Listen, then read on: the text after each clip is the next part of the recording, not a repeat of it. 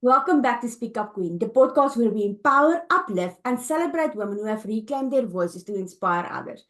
Today, we are honored to welcome Lena Cebula, a wife, mother of three, author, and survivor with an extraordinary story of resilience and transformation.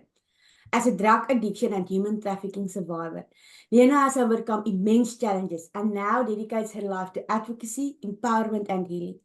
Lena is the author of Miraculous, My Journey from Hell to Heaven, and Breaking the Silence, Voices of Survivors, with proceeds supporting Fight for Freedom and Zonta International, organizations working to build a better world for women and girls. As a social justice advocate, certified life coach, and host of the Love and Be Loved podcast, Lena is passionate about helping women in transition embrace their personal and professional growth. Her journey is a testament to the power of hope, healing, and reclaiming one's voice. Let's give Lena a warm welcome to Speak Up Queen. Hello, how are you guys? I'm so happy to be here. Lena, what does healing mean to you, and how has your journey toward it shaped the woman you are today? Well, it was a long journey and it was a hard one too, but so worth it. So just little bit more about myself because Marika, you already give a wonderful description of my work, but I like to add that I'm a wife and a mother, and what brought me here today that I was born in USSR and I have a really traumatic past, and I didn't share that with people because I thought it was story of guilt and shame and condemnation, but now I know it's God's story of salvation, of overcoming adversity and thriving after trauma. So that's why I'm using my voice now to help others. Mm. Can you share a moment when you chose self discovery over self doubt and what you've learned about yourself? Absolutely. I love this. Self-discovery and self-awareness. It's very big in my life because I think since I was very young, I was very curious. I'm so grateful for that kind of skill or trait that I was born with because I try to look into why this is happening, why do I behave like that, why this is going on, and look what I can do better. But definitely self-doubt, honestly, and I think women, mothers, like, but just women in general, we really struggle with the self-doubt and imposter syndrome as well. Those questions all the time, negative thoughts. Um, you don't deserve to be a good mother, especially like you just heard a little bit about my story that I'm human trafficking and alcohol survivor and drug addiction. So now I'm trying to be a wife and housekeeper and a good mother and with healthy, clean home and boundaries and learning all this stuff. So of course, like always this self-doubt of not being good enough and struggling and like plowing through. Um, and most like I'm woman of faith, so faith really give me that foundation of the truth who I am in Christ, and that's where I stand. And now it just my coping mechanism when something happened and tried to derail me, instead of listening to my negative thoughts, I just hold on to my faith and my belief who I am, that I'm worthy, that I'm child of God, I'm daughter of the king, so I claim that over me. My worth and value does not depend of like how wonderful I'm at cleaning home or cooking or do laundry.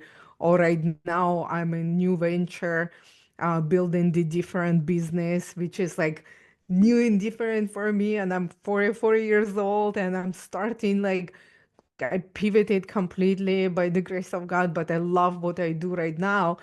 But the fact is, those negative thoughts will never go away. So now I've learned to say that I'm not, this is not about me not being good enough. I'm just trying something new. And until I have experience, like I'm beginner, I'm a newbie, but when you get experience, you're already getting more confident and competent. So those thoughts of like doubts, can I do this? Am I good enough at what I'm doing? Will not come because you're gonna know, like literally, I've been mother for 17 years. Try to tell me something about motherhood and about myself. I know 100% who I am, and it does not um, derail me rather than when I was first time mom with the new baby, didn't know what to do, and you give me advice. I'm flustered and scared and all that stuff. Now I'm like, three kids, 17 years, like I know what I'm doing. And did you find it also that, especially these days, when you start something new, like you're on your adventure, I want these women that is listening, you can start your healing journey anytime. Like now is the perfect time to say, enough is enough. Is it gonna be scary? Heck yes. But when you are moving into a new frequency, the universe is going to test you. It's going to ask, how bad do you want this? How bad do you want to make a change in your life? And you're going to get tested. But like Lena said, you must keep holding on to your faith. We are daughters of the King. I mean, that just there, we can just stop there. We are beautiful made and anything is possible. Like with God, all things are possible. So let's bring it on. Let's, yeah, I'm excited. Yeah, and I want to add to what you say, Marika. So I was building my empire. I was building the business. When I come out from human trafficking, I learned some trade so I don't come back to it and would figure out how to make money, how to find a place to belong, where it's like to find that path that would hold me and move me forward to progress. And what's interesting though, I spend my time, effort, energy, money. I learn so much and I become like really good at what I do. And I've been hairstylist for 14 years. Then I opened my own hair salon for 2 years because I want to be a salon owner. But the problem was in this, although it was thriving business, I was dying inside because I didn't have boundaries. I didn't know how to delegate. I didn't know, I drew the worth and value with me being like good at what I do. I have diplomas, I have clients, I had money. So, and I had three kids too. When I was dreaming about this business when I was like in my 20s, there was no kids. There was no husband either. So I have these ideas to create this wonderful business, and then I actually built that with my three kids and a husband, and it was not how I planned. It was all over the place. And then I realized that being a hairstylist and salon owner, it's two completely different things. But that time, nobody educated me about boundaries and nobody educated me about the fact that I still have a trauma and that PTSD from the past have to be addressed too. So I just ate. I just was like really my emotions were all over the place. I couldn't keep up with my business and my children, and my kids were growing, and I tried to take care of them like the time when I stay home for them when they were very little. But when they went to school, that's when I opened my salon thinking that I gonna be able to do it. So my chores pile up. Nobody was helping me to pick them up. I was primary caregiver, so I had no help. So I hit the burnout. I was falling apart. I was not taking care of myself. I just served everyone all the time, and I was running on empty. I did not nourish myself, not spiritually, not mentally, not physically. So I was a mess. And what interesting though, people who knew me in the church, in my community, I'm volunteering, I'm partner up with different organizations, and I love what I do. So they see success, but I literally fallen apart. my home life falling apart, my marriage, everything. It just messed because guess what? It's too much. It was too much to take on. And now I'm thinking like, oh, I wish I never had a business. I would take care of my babies, blah, blah, blah. But no, that's not true either because I am go-getter. I've like God made me this way. So I love everything I do. So what happened in that moment though? So I have no regrets. I'm thinking that, but I have no regrets. I'm so grateful that God allowed me try this because I chose to close the business because that business just didn't fit into my lifestyle anymore. And there was like two choices. One, to grow, means like hire the people, hire help, hire this, invest into that, or just shut it down. So I chose to close the business because I heard in my prayer the God said to me, this is not job you should be doing. And he actually was saying the same thing for a year. But I was so afraid of like, oh, am I gonna be failure? This is was my dream. What my husband gonna think? What I gonna do with my clients? What the people gonna think? So I kind of like pushed that until it's got like so bad with my physical, mental health. Everything got just so bad. So that's how the business got closed. So when I was 40, I literally had nothing. Like I was thinking like I'm starting from scratch.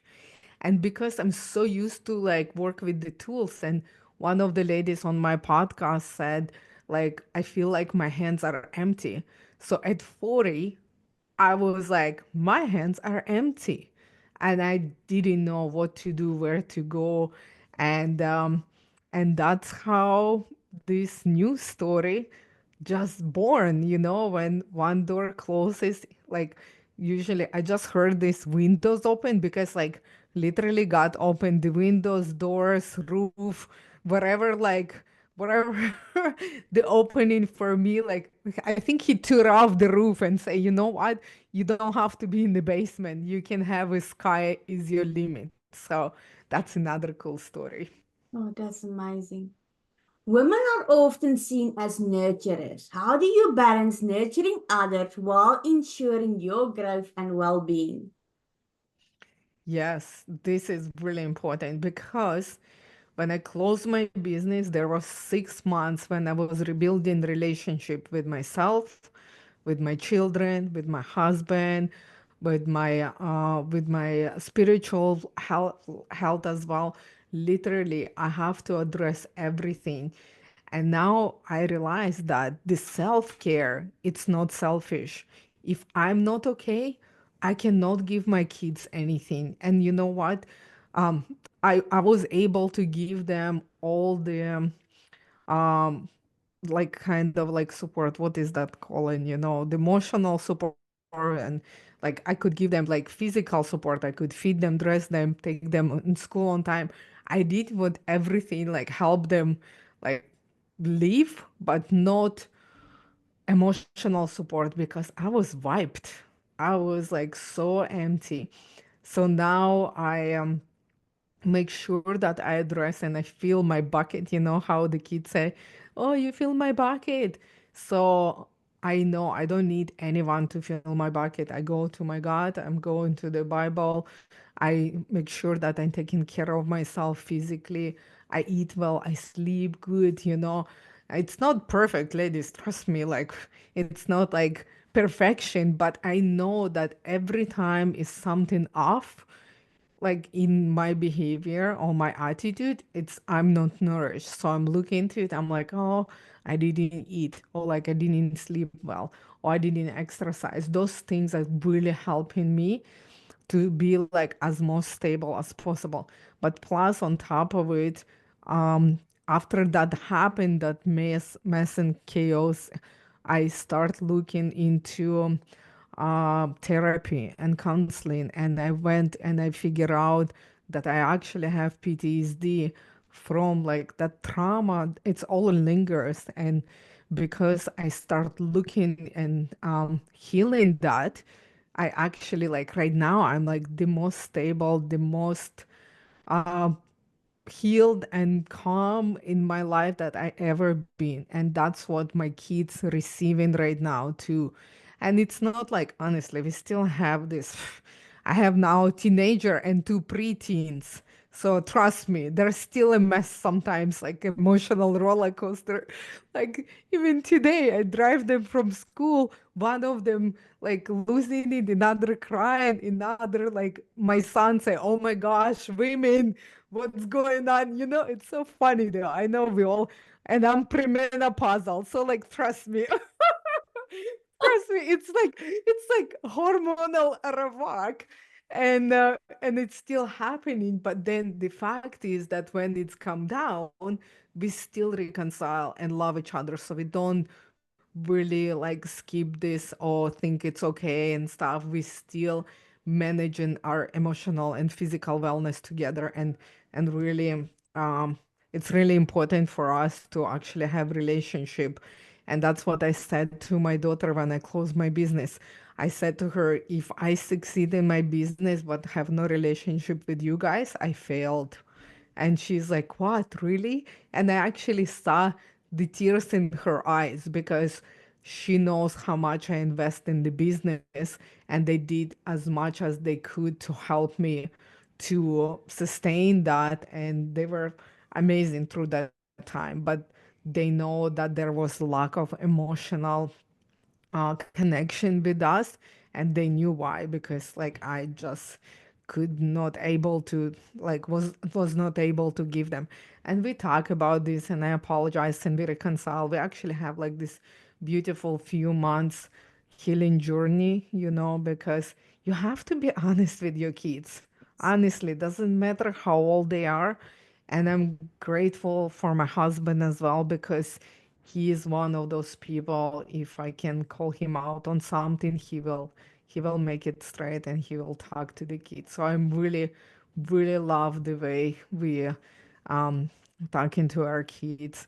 And it's not like it's nothing happening, but we always come back and we reconcile. So make sure that there's no like any you know resentment or anything like that they feel. So yeah, we're building on honesty and communication, and definitely now emotional support for them. And you know what?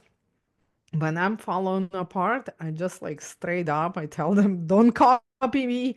You can copy Jesus, but I am just human. And today I do not feel good. And it's not like, oh, it's excuse, like, oh, I don't feel good, I'm a perimenopause, all this stuff. No, it just is what it is. And that's not excusable, but it happening. And I love them anyway, and they love me anyway, and we just talking through, apologizing, and that's how we roll. Yeah, definitely. My son is now 12 years old, almost 12, and I know exactly those. But I also feel like children came to heal that inner child of us. Children were sent for us to heal those inner child parts that wasn't nurtured. And like you say, sometimes you are still, nothing is perfect. Sometimes I am time boundaries. That's something that I had to learn about this year is time boundaries. And I was burnt out. And when you are burning out, who's suffering? The people close to you. Because then Absolutely. I am, I am overwhelmed. I'm angry. But Mm. when you're on your healing journey and you're healing with your family, you're actually with, I don't know about you, but I taught my son, if I get like, woohoo, like crazy, just tell me, Mom, stop and breathe. Mm. And give me, and my husband knows a 20-second hug, then it's done. If my son says, Mom, stop and breathe, I'm like, oh, I'm a little bit about cuckoos. Yeah, I'm telling them to smell the oils. I have the orange oil that like it's supposed to make you happy, and it was part of actually my work with psychotherapist. So she said, had the oil everywhere, and if something like they can kind of like rescue you by asking you to smell the oils too. But you know what? One thing for sure, I don't know, ladies, like I just want to tell you, oh, um, anyone who listening to this podcast, I'm telling you like one secret, okay? If you're a good mom, your kids need a therapy. If you're a bad mom, your kids gonna need therapy. If like you any struggling or striving or anything, your kids still gonna be therapy. So your work, just do the best you can. So don't worry. It's still gonna affect them like one way or another. And this is their cross to bear. And you gonna support them on their life because no matter how it is, maybe not inside the home, something outside happened, everybody needs therapy all the time. But when I'm talking therapy, I'm talking about healing. Everybody gonna have that journey when something negative gonna happen that impacted them or us. And our job already as our own, like as we have ownership or our mind, body, and soul, to go and to actually heal that so we can be good for ourselves and take care of others as well. But another thing that I do believe, that whatever happening to us, it happens for a reason. You know, I do believe that now the cause that I support, like for example, human trafficking. Right now, my kids helping me do the events and selling the books and talking about this and advocating. So they actually partner up with me on this journey, although this nothing ever happened to them, but they hear the stories, they hear the survivors, they goes to the meeting and they already saying, I want to do this, I want to support women, I want to be against like child marriages, you know, I want to be that. And that would not be happening like if would not be happening to me. And on top of it, they getting very close to me and what I'm advocating for, and they have compassion. And actually, my youngest one, she want to be a lawyer. So on top of the compassion, she have like really this strong desires and comments. Sometimes I'm thinking like, wow, that's, I don't want to be in the courtroom with you, lady. But that's very like very strong conviction of the like morals and right and wrong. And I love this. And like how I little bit skip forward. So for you who listening, what happened is when I closed my business, I actually published my book called Miraculous, and it's my journey from hell to heaven. It's my spiritual autobiography.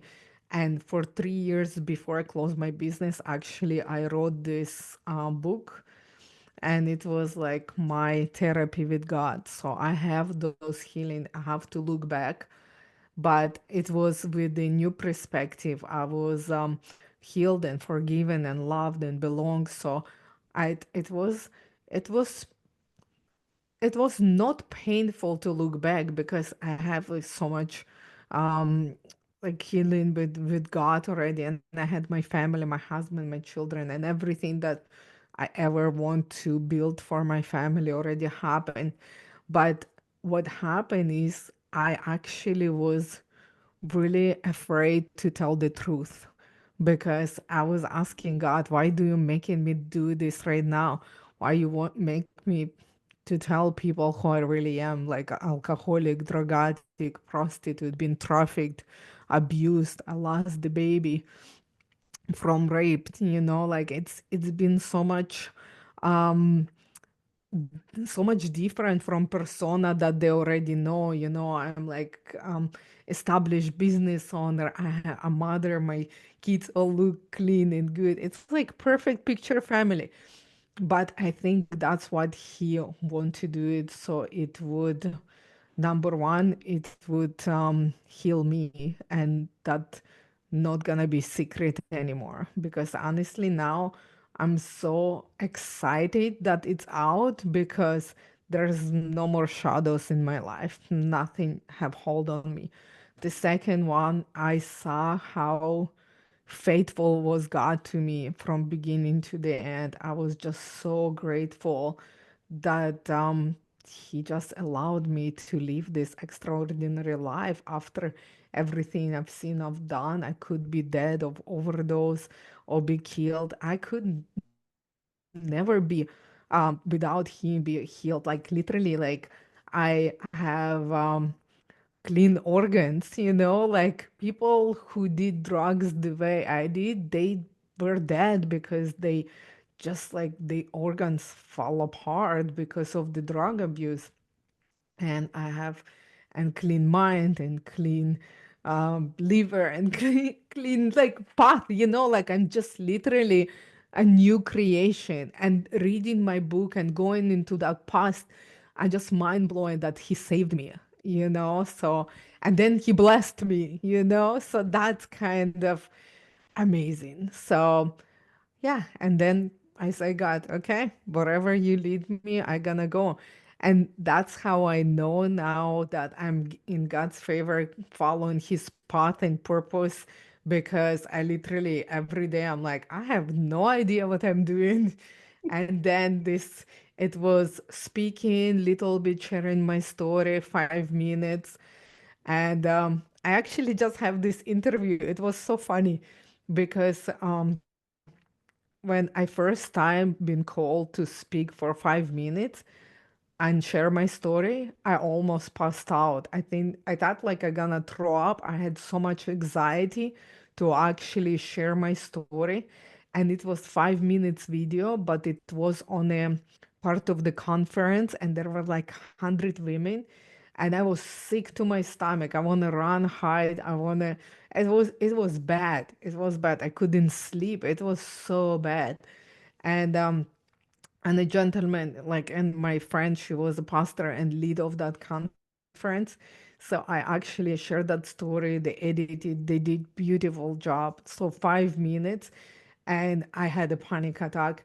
And yesterday or a couple days ago, anyway, I have this interview that I was preparing, and they said to me, "Oh, this segment for this part gonna be like only 7 minutes," and I was like, I want to hold him and say, "Oh, 7 minutes? Are you kidding me? 1 hour? I need an hour," And it was so funny because I thought about that moment. Now I'm like, I'm standing on stage, I'm taking the hours, and I love sharing my story because it's not the story of shame. It's story of salvation and story of God grace. It's story of um, having this love and peace and joy after the trauma, So that's why I'm so excited to share this story right now, and through my book and through my speaking. And now he called me to coach ladies as well. So the Christian women in business, exactly what happened to me. And then it's funny because you know how I said my hands were empty? But for 20 years, what the hairstylist does, we do hair and we talk. So I've been mentoring women for like almost 20 years. So that's how I start coaching. And I coach from my school Christian leadership life coaching for 50 hours for my the licensing stuff. I'm like, oh my gosh, I was doing this for a living. So this is perfect for me. So yeah, that's little bit about my story. Amazing. What advice would you give to women who feel silenced or overlooked in their personal or professional lives? Mm, Thank you so much for asking this question. This is big one. This is big one for many, many women. Number one, if you feel that, I would recommend you sit down and write it down. Why this is happening. Number one, I would say it's shame. If you feel that you are silenced and you cannot speak up, there's something happened. And maybe like you don't even like have that awareness that we talk about, or self-doubt, and that's why you don't speak up. This like definitely something's going on. There's some other one, it's trauma. There's like another thing too, that whatever, like if it's impacted like negatively. So the shame kind of already the symptom of the trauma as well. So there's so many things can tie it up to that too. And self-worth, because um anyway, so don't go too far. So I don't want you to get like overwhelmed with all this stuff. Just sit down and write it down. This is what happening. Why? And literally have like brainstorm the idea.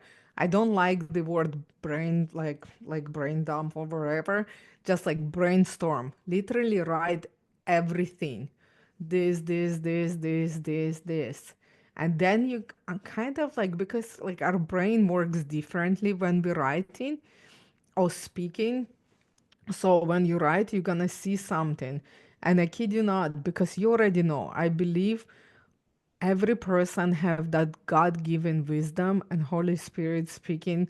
You're gonna see something in there. For example, like, why this is happening? Oh, because this is happening. And you can circle that thing, and then you can write that thing. And for example, I I'm human trafficking survivor, so now I'm cleaning the house thinking that that's what bring me worth and value, or something like that. Just example. So then you write that, and then you think, why this is happening and what can I do about it? Because it's not enough just to figure out that there's problem. Just find something to do about it. And even like small things, that might help you. And number one, definitely address what is going on. And if you need it, go talk to someone. It can be a professional. I always say it's good to have a friend that you trust and stuff. If you want to start there safely, it's okay. But I do advise professionals as well, because it helped me a lot to figure out what's going on, and now this amazing time that we have social media, Google, and stuff like that. Just use all those tools to figure stuff out and then make a move. Yeah, if you need to make a change, there's gonna be people who support you and will help you with that too. How have setting boundaries empowered you to live a more authentic and fulfilling life? Wow, that's really good question. Boundaries. I love boundaries. And it's so interesting because now more and more we're talking about this. But guess what? If you're overwhelmed, stressed out, all over the place, if people taking advantage of you, if you cannot sleep, sick to your stomach because you need to make decision, all of these physical things, literally, we think it's our health, but it's like it's lack of boundaries. And sometimes like you have to think like, oh, these people crossing my boundaries, but guess what? You have to set the boundaries with yourself first, you know.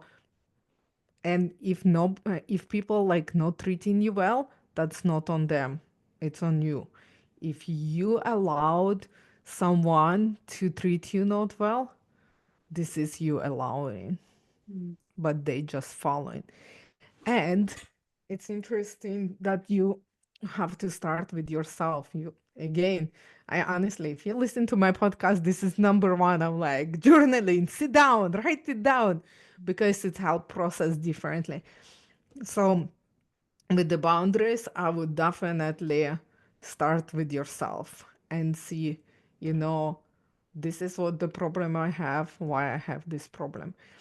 And if you're not gonna keep word to yourself, how do you expect to set the boundaries for others and expect them to keep the word for you too? So that's my advice.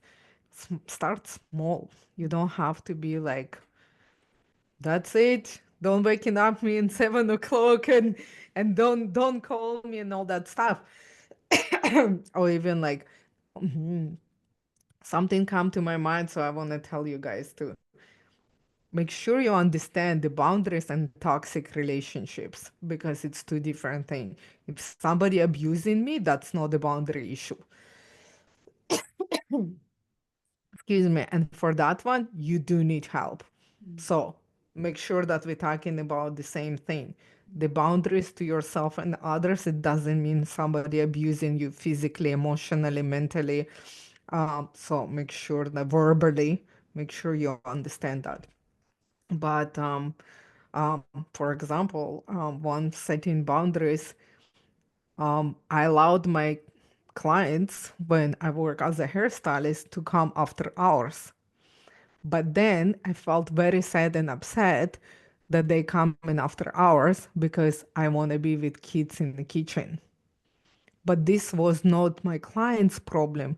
It was my scheduling problem. But I was so afraid if I tell them that they won't come. Guess what? Then I learned. I'm like, this is cannot happening. So I told them I'm not gonna take anyone after hours and not on the weekends because this is my church time, my family time, my house taking care of time. And guess what? Everyone came in the time that I told them to come. They took day off, they took vacation, they come before they work. They figure out. Guess what? Nobody left. So that's what I'm talking about, okay? So figure out what you can do better and don't be afraid. Whoever loves you will never leave you. Absolutely.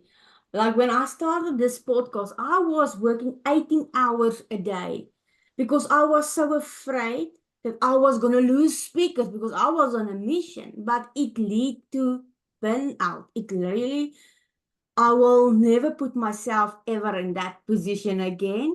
So I just made 9 to 4 on a Wednesday or on a Saturday. That is the time that I'm scheduling.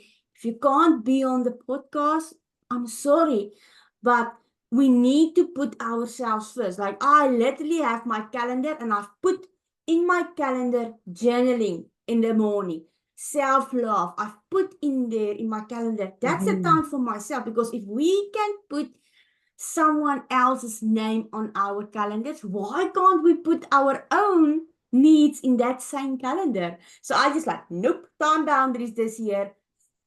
It is, and the people still shows up. I had an amazing speaker Exactly. yesterday.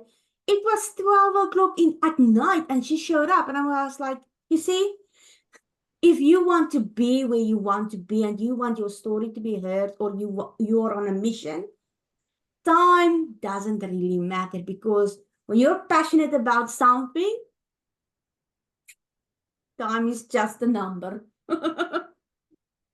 Absolutely. And look, another example too, I'm just thinking about when the grocery store closed their door, you not go and knock on the door, I need milk, I need milk. No, it's gonna be open when they say 9 o'clock in the morning and they work until 5. So you know that's the boundaries. That's how we have to think about ourselves and we have to teach people because this is about the boundary. If you open the door of that store past 9 o'clock or whatever you say in 5 o'clock, the people gonna you teaching people that you're not gonna keep that boundary. So you have to set that boundary and keep it that way. Sometimes some like people gonna be like not happy sometimes like because they want to get something after hours, but that's gonna be very rare and they when they understand. My clients were fantastic, so I love them. But just like in general, I'm saying in the beginning, when you start saying no to people, or saying this is have to be this way, not everybody gonna be pleasantly surprised. But guess what? Then they're gonna respect you for it if you're gonna stay the ground. So you have to stay the ground because it's important to you and to your family. And you don't have to like, copy anyone. You don't have to compare to yourself to anyone. You don't have to say but Lena do it, but this do it. No, you're gonna sit down, you're gonna write it down, and you decide what is best for your health, emotional, spiritual, mental health, for your children, your family. Whatever works for you, that's your plan, your boundary. And doesn't matter if somebody gonna think that this is not their boundary, who cares? You stay there and you say, for example, I don't like the way you speak to me. Honestly, there is the way. this is my boundary, and I'm asking you, please don't use those words around me because that's how it's make me feel, and I don't like it. And that's it. And you always give people first like forgiving and stuff, but couple times, you're gonna say, but you have to say all the time, I ask you not to do it. I ask you not to do it. And on the third time, you have to make the decision.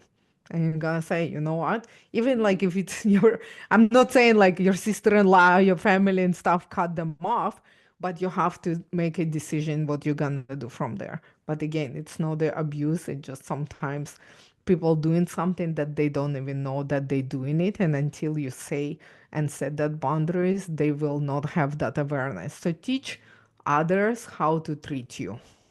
Absolutely. The last question. What inspired you to say yes to being featured on Speak Up Queen? And what does this opportunity mean to you as a platform to share your story?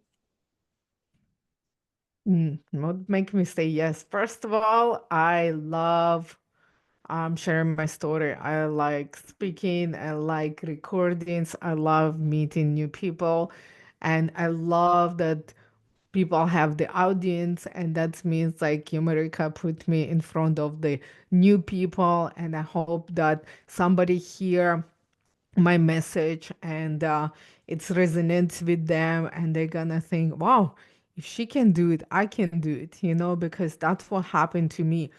I was listening women speakers talking about forgiving this nightmare of the abuse, and I was thinking, wow, she can say that openly on stage, and she actually healed, and look at her life. So I actually want that too. I want that joy of being healed from trauma. And because I saw somebody else did it, I'm like, okay, this is possible. Like, honestly. And that's what I want people to know about my story. And I want to inspire them to make changes, to get into like thriving from survivor. And because God didn't create us to be always exhausted, tired, angry, over responsible, over expectation, never ending to do list, like, and disconnected from their calling and purpose, and just like go with this and have this really hard life. And I'm talking about the fact that deep down we all feel like that's something missing. And if you find that, um, I found this in faith, but that healing, and that that something is off, and then you realize there's trauma and you need to work on it. And what I want to say, that you're important, you're loved, your life is valuable. So it's not selfish to look and to like into yourself, because when you healed, you're gonna serve from overflow, and you still gonna have a hard life. I'm not promise you like everything gonna be wonderful, but man, to have peace and joy and wholeness, it's such a beautiful, and purpose and passion. Like, I loved being a hairstylist. I was like so good what I did. But now mentoring and coaching women, and see this breakthrough, and see that how God using this messy, broken, like hell of a story into support and help others. I'm just so grateful. No way that I would build my salon and grow. This is what I meant to do. Like, literally, after like 4 years being on this job, I'm just so grateful that God pivoted me from my path to his path. And that's what I want to share, that if God calling you somewhere, man, it's gonna be scary, but live by faith, not by sight. Absolutely. Well, thank you so much for sharing your powerful and inspiring story with us today. Your journey reminds us of the strength and courage it takes to heal, grow, and thrive. To everyone tuning in, remember, your voice and your story have the power to inspire and create change. If today's episode resonated with you, don't forget to subscribe, comment, and share it with someone who needs this message. Until next time, Queens, keep speaking up and embracing your power.